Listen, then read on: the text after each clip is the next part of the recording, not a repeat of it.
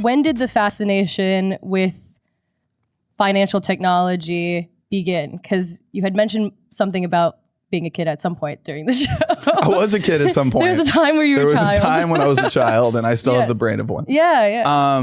It started when I was, so there's two answers. When I got interested in money, I was really young, actually. It was because I would say that I didn't grow up with a ton of money. And my dad specifically was in tough economic positions at a couple different points, bankruptcy, things like that. And I just had a lot of questions about like how anybody could get to that point, how our economic system, I mean, it's just like you, as a kid, you're like, this is a first world country. Like everybody's got water. Everybody's got, you know, the basics, at least for the most part. But like why is that happening? Right. So there's just a lot of questions when I was a kid.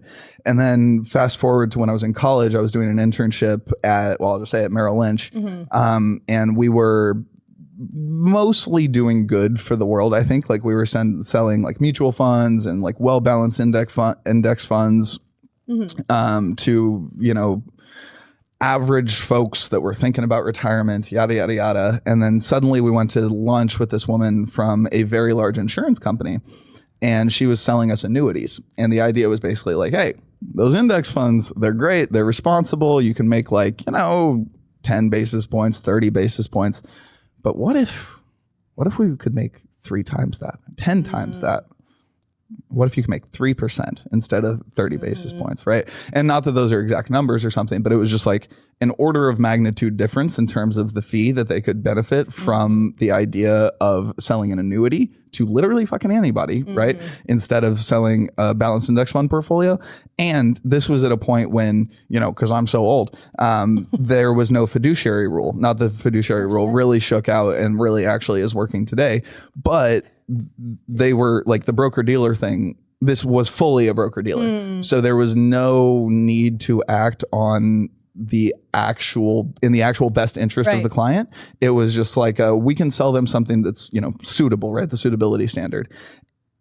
I thought like the suitability standard to me, I find to be criminal.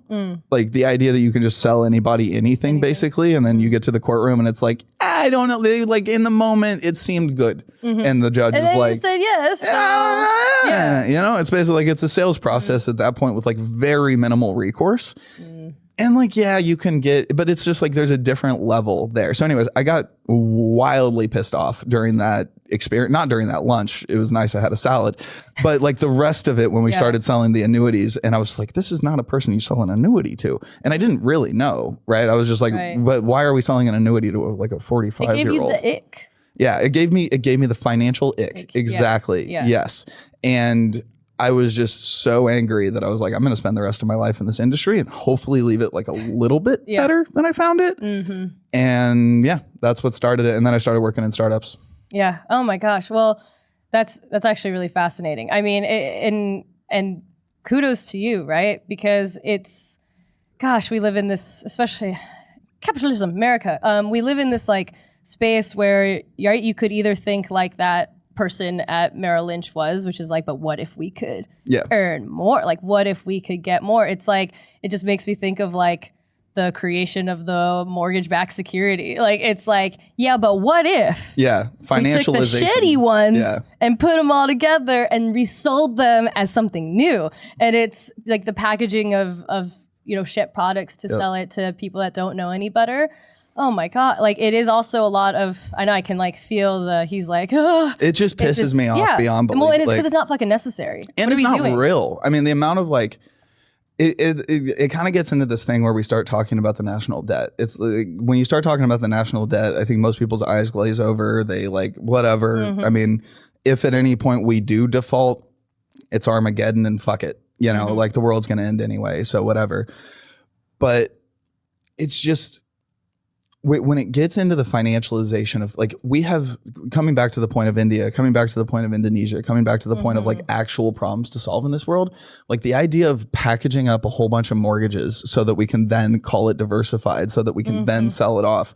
And then obviously that's not enough. Let's package up the packages. Like to your point, you know, it's just, Well, it's like a waste of resources and time Yeah. and energy of everyone. And there's Yeah. a lot of fucking smart people in the room. Super smart. Why are we, like, Super smart. you're supposed to be the smartest there Yeah. is. Like, let's do anything Yeah. else, literally anything else. Yeah. Like anything Yeah. but Exactly. prey on people that don't Yeah. know any better. Can we do that? Like, Yeah. can we